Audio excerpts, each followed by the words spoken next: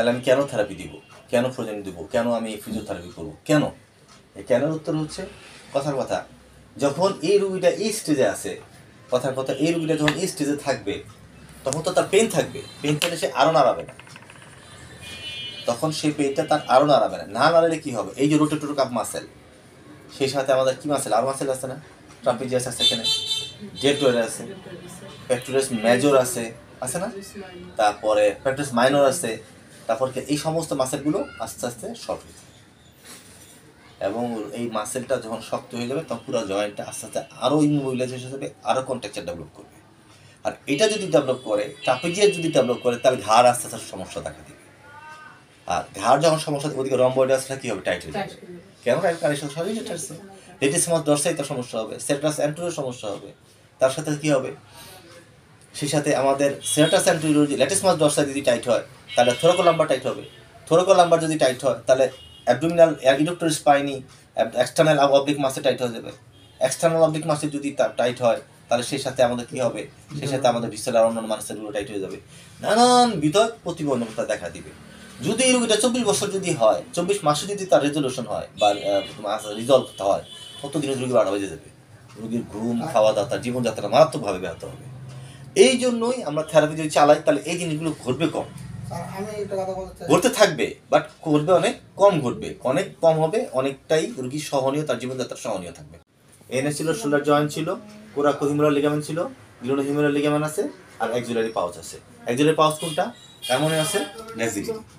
তাহলে বলতেছে যে এই জিনিসগুলো, কোন জিনিসগুলো আমাদের সাথে ইনভলভ হচ্ছে, এই কটা ইনভলভ হচ্ছে, রোটেটর কাপ ইনভলভ হচ্ছে এই। আচ্ছা, এবার আসলে দেখো যে এখানে আমাদের কিছু কথা আছে, যে একটা হলো প্রাইমারি, একটা হলো সেকেন্ডারি। খুব ভালো করে বুঝো, এই স্লাইডের কথা বলছে যে প্রাইমারি কজ, একটা সেকেন্ডারি কজ। প্রাইমারি কজ হচ্ছে জানি না, ইডিওপ্যাথিক। যেমন ধরো একটা রুগী সারাক্ষণ বসে বসে কম্পিউটার টিপে, এটা একটু আরামপ্রিয় মানুষ, কম্পিউটার বসে খাওয়া দাওয়া ভালো করে, খালি বসে থাকে, এবং তার সমস্ত চাকর কাজ তারা কাজ করে দেয়, তার কম্পিউটার সব বসে অর্ডার করে দেয়, সারাক্ষণ বেড়ে কাজ করে। তার কিছুদিন পর দেখা যাবে তার ন্যাচারালি তার অটোভাবে তার এই জায়গাটা ওই ইনফ্লামেশন হবে, কি ইনফ্লামেটরি সাইটোকাইন, কি হবে? ইনফ্লামেটরি সাইটোকাইন ঘুরতে থাকবে এই জায়গাটাতে, তখন সে বোঝে নাই, তখন তার খবর নাই, ইনফ্লামেটরি সাইটোকাইন হবে, তারপরে তার লিকোসাইট আসবে, তারপর তারা বিভিন্ন রকম কানেকটিভ টিস্যু জমা হবে, এরপর তার কী হবে? কোরাকোহিমেরাল লিগামেন্ট টাইট হতে থাকবে, এই সময় তার একটু পেইন অনুভূতি হবে। পেইন একটু আসে, দু একটা ওষুধ খাওয়া, প্যারাসিটামল খাই, দেখি আসে বলে অলস, ডাক্তারটা যাবেও না, ওই জায়গায় শ্যাক ট্যাক দিয়ে সে থেকে গেল, পরে থিকিনিং স্টেজ চলে আসবে, বুঝতে পারছি? এই পরে আস্তে আস্তে তার তোমার ফ্রিজিং স্টেজ তার কী হবে? তার ফ্লুইডটা শুকিয়ে গেল, বুঝতে পারছি? এটা তার কি, এটা কি কি কি কজ? Primary cause. কি কজ? সেকেন্ডারি কজ কি? সেকেন্ডারি কজ, তুমি একটা প্লাস্টার করছো, এলবো দিছো, প্লাস্টার করছো, তোমার ডায়াবেটিস হয়েছে, তোমার পার্কিনসন ডিজিজ হয়েছে, তারপরে তোমার থাইরয়েড, হাইপোথাইরয়েডিজম, কমন কজ। এখন অনেক রুগী পাওয়া যাবে থাইরয়েডের রুগী, অনেক, আমাদের এনভায়রনমেন্টের কজ কিনা জানি না, অনেক রুগী। এই রুগীগুলিরই আস্তে আস্তে তার কী হতে পারে? তার এই ফোনের শুরু হতে পারে। কেন? কারণ এই যে তার ইন্ডোক্রাইন, তার সিস্টেমিক ডিজিজের কারণে তার অনেক জায়গায় এই কারণে তার এই যেমন ক্যাপসুলের এই প্যাথোলজির পরিবর্তনগুলি তার হয়। কেন হয়? তার ওই সিস্টেমিক কজের কারণে। এটা কী কজ? Secondary cause. খুব খেয়াল করো যে নো গোল্ড স্ট্যান্ডার্ড, কোনোভাবে কোনো স্ট্যান্ডার্ড কোনো রোল নাই যে কীভাবে তুমি ডায়াগনোসিস করবা। ফজিল শোল্ডারটা মনে রাখবা যে ফজিল শোল্ডারটা হচ্ছে সম্পূর্ণ ক্লিনিক্যাল ডায়াগনোসিস। একজন দক্ষ ফিজিওথেরাপিস্ট তার নলেজ দ্বারা খুবই সুন্দরভাবে সে বলে দিতে পারে ফজিল শোল্ডার কিনা। এটা তার ক্লিনিক্যাল, তার একদম ক্লিনিক্যাল তার দ্বারা তা বলতে পারবে সেটা।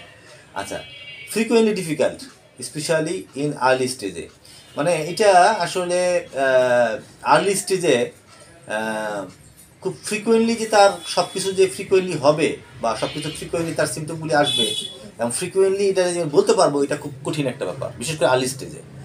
তোমার মনে করো সাপোজ তোমার থিকিনিং স্টেজে আসছে, ফ্রোজেন স্টেজে তুমি আসছো, তখন তুমি যে কোনো পাগলও বলে ফেলতে পারবে বা কানা বলে ফেলতে পারবে এটা ফ্রোজেন শোল্ডার। কিন্তু এই স্টেজে কঠিন, এই কথাটা এখানে বোঝানো হয়েছে।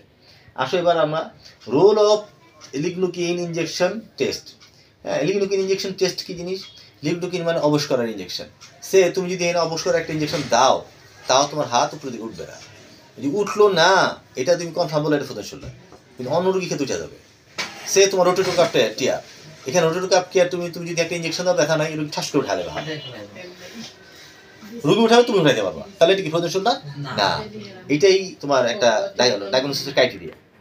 আচ্ছা, এবার আসো often diagnosis of the exclusive. আচ্ছা, কখনো কখনো ক্যালসিফিকেশন হয়, টেন্ডনিকা পার টেন্ডনে কি হইছে, এখানে অনেক ক্যালসিফিকেশন মানে ক্যালসিয়াম ডিপোজিট হইছে।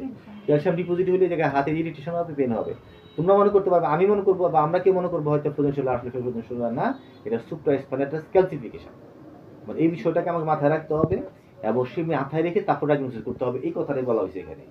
বুঝাইতে পারছি? এরপর বলা হচ্ছে যে ল্যাব স্টাডি। ল্যাব স্টাডি মানে আর্থোগ্রাম, তারপর এক্সরে, অন্য অন্য জিনিসগুলো আমরা অ্যানালাইসিস করে আমরা বলবো সেটা ফ্রোজেন শোল্ডার কিনা। ঠিক আছে, ঠিক আছে, বুঝতেছো? এটা হচ্ছে আমাদের, এই খুব খেয়াল করো, এটা হচ্ছে আমাদের ইনফ্রাগ্ল্যানুলার টিউবারকেল, তাই তো? এই ইনফ্রাগ্ল্যানুলার টিউবারকেল থেকে যদি আমি একটা অ্যাক্সিলারি ফোল্ডে যে আমি একটা আর্চ, যে একটা রকম যে একটা কার্ভ থাকবে, এটাকে বলা গাউটিক কার্ভ বা গাউটিক আর্চ বলে। এই আর্চটা থাকবে না, এই আর্চটা ভালো মতো থাকে না, আমার পরে স্লাইডে দেখবো। এখানে দেখো এই জায়গাটাতে এই যে স্পেসটা, এই স্পেসটা তোমার 10 থাকবে, কিন্তু তুমি যদি এক্সরে দেখো যে এই স্পেস 10 মিলিমিটার কম হয়, তাহলে তুমি ফ্রোজেন শোল্ডার ডায়াগনোসিস করবা। তাহলে কথা কি দাঁড়ালো? কথা দাঁড়ালো যে এই জায়গাটাতে এই গাউটিক আর্চটা পাবা না, এবং এখানে 10 মিলিমিটার থাকবে না, এখানে কম থাকবে, এখানে হয়তো 2 থাকবে, 3 থাকবে, 4 থাকবে।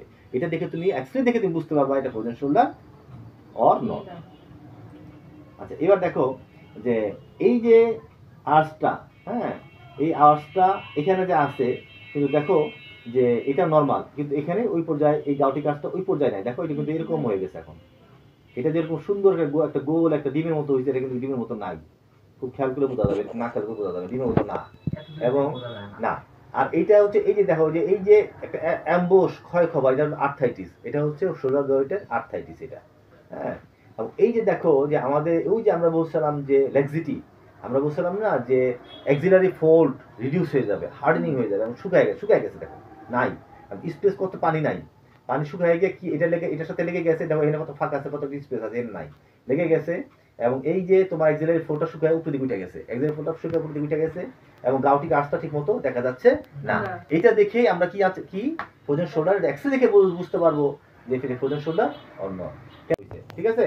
কিন্তু পরে স্টেলারে দেখো কমে গেছে, অনেক একদম কমে গেছে, ওই ইনফ্লামেশন কমে যাবে। তার মানে হলো অ্যাকুট অবস্থায় ইনফ্লামেশন অনেক বেশি হয়, আস্তে আস্তে সময় যায়, ইনফ্লামেশন কমে, থিকনিং বাড়ে।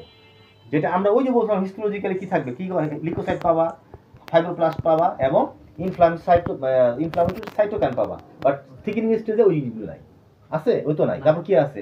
তারপরে কোরাকো হিউমেরাল লিগামেন্ট টাইট, তারপর synovial membrane tight, fibrous capsule tight, তারপরে তোমার long head of the bicep কি হইছে, তোমার প্যাথোলজি পরিবর্তন হইছে, তারপর সাবস্ক্যাপুলার বার্সার পরিবর্তন হইছে। ব্যাপারটা না? তাহলে বোঝা যাচ্ছে যে যখন ফ্রিজিং স্টেজে, ফ্রোজেন স্টেজে ইনফ্লামেশন একদম কমে যাচ্ছে, ফ্রোজেন স্টেজে ইনফ্লামেশন নাই, ইনফ্লামেশন নাই বিধায় পেনও নাই, ইনফ্লামেশন নাই মানে পেনও নাই। সুপ্রাস্পাইনাটাস মাসেল, সুপ্রাস্পাইনাটাস মাসেল, সুপ্রাস্পাইনাটাসের কি ক্লাসিফিকেশন, কি এটা ক্লাসিফিকেশন, কার ক্লাসিফিকেশন? সুপ্রাস্পাইনাটাস মাসেলের ক্লাসিফিকেশন। এই ক্লাসিফিকেশন কারণেও শোল্ডার জন্য পেন হবে, আমাদের মনে হয় ফ্রোজেন শোল্ডার আসলে সেটা ফ্রোজেন শোল্ডার না। এটা আমাদের অ্যানালিসিস করে বলতে হবে যে ফ্রোজেন শোল্ডার কি না। আচ্ছা, এখানে দেখো এক মিনিট, এটা হচ্ছে এখানে আমাদের একটা যে কার্ভ আছে, দেখো এই যে তোমার ক্রিটিক্যাল শোল্ডার অ্যাঙ্গেল, এই ক্রিটিক্যাল শোল্ডার অ্যাঙ্গেল, এটা হচ্ছে সুপ্রাগ্ল্যানুলার টিউবারকেল, ইনফ্রাগ্ল্যানুলার টিউবারকেল, আর হচ্ছে এটা অ্যাক্রোমিয়াল প্রসেস। এই অ্যাঙ্গেল কম বেশির উপর ডিপেন্ড করে কি হতে পারে, তোমার আমরা ডায়াগনোসিস দিতে পারে ফ্রোজেন শোল্ডার কি না।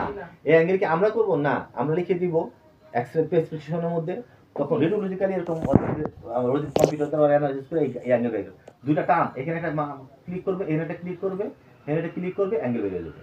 সে বলে দিবে যে 35 ডিগ্রি না, এই যে দেখো এখানে 35 ডিগ্রি বলা হয়েছে, 40 ডিগ্রি কম বেশি হইলে আমরা এটা বুঝতে পারবো যে ফ্রোজেন শোল্ডার কোন লেভেলে আছে, মানে ফ্রোজেন শোল্ডার কি আছে কি না এরা বুঝতে পারবো। আচ্ছা, এই যে দেখো এখানে একটা কথা বোঝানো হয়েছে। আচ্ছা, এখানে দেখো যে খুব সম্ভাবনা সেকেন্ডারি কি হবে, সেকেন্ডারি কজ। আমি যদি বলি ডায়াবেটিসের কারণে ফ্রোজেন শোল্ডার আছে, কি কজ? সেকেন্ডারি কজ, মনে রাখতে হবে। এই যে হাইপোথাইরয়েডিজম, পার্কিনসন ডিজিজ, স্ট্রোকে তোমার ফ্রোজেন শোল্ডার হতে পারে। কেন? কারণ ফ্রোজেন শোল্ডারের কারণে আমরা কালকে পড়ছি, খুব খেয়াল করো, ফ্রোজেন শোল্ডার হলে আমরা বলছিলাম ফ্রোজেন শোল্ডার যদি হয় বা স্ট্রোক যদি হয়, তাহলে আমরা বলছি সে ধরো অ্যাক্সেসরি নার্ভ মেডুলা অবলাঙ্গাটায় তোমার স্ট্রোক হয়েছে, তাহলে ওই জায়গাটাতে এই যে অ্যাক্সেসরি নার্ভটা ব্লক হয়ে গেছে। তাহলে অ্যাক্সেসরি নার্ভ যদি ব্লক হয়, তাহলে কোন মাসেল ইনভলভ হবে? ট্রাপিজিয়াস। আর কি হবে? স্টানোক্লেডোমাস্টয়েড। তাহলে ওইটা মাসেলের কাজ যদি কাজ না হয়, তাহলে এমনি তো সে হাত পাড়াইতে পারবে না, না কারার কারণে শোল্ডারটা এমনিতে লেগে যাবে। এছাড়াও সে হাতের এমনি তার মুভমেন্ট নাই, যার কারণে কি হবে, তার সেকেন্ডারি ফ্রোজেন শোল্ডার হবে। কেন? Due to cause of stroke, due to cause of stroke, shoulder injury. আর হলো কি হচ্ছে কমপ্লেক্স রিজিওনাল পেইন সিনড্রোম, এটা একটা আলাদা ক্যান্সারের কারণেও হতে পারে। যেমন এখানে না আছে, এখানে নাই, এটা মানে এটা হলো ইনফিরিয়র সাবলাক্সেশন বা ডিসলোকেশন বলতে পারো। এটা শোল্ডার জয়েন্টটা ডিসলোকেশনের একটা চিত্র এখানে দেখানো হয়েছে। আচ্ছা এবার আসো যে এইখানে এই যে জয়েন্টটা আছে, এখানে অনেকগুলো এই স্ক্যাপুলোগ্লাইনো সুপ্রা তোমার গ্লাইনোড ক্যাভিটি অ্যাম্বুশ হয়ে গেছে, এবং এই জায়গাটা কিরকম স্পেস, এই জায়গায় স্পেস নাই। ওই যে বলো 10 মিলিমিটার কি আছে, হ্যাঁ অ্যাম্বুশ মানে খসখসে ঘষা কাজ এরকম। আর এইটা হচ্ছে তোমার লেগে গেছে, হ্যাঁ একদম লেগে গেছে, এইটা হচ্ছে এই অবস্থা।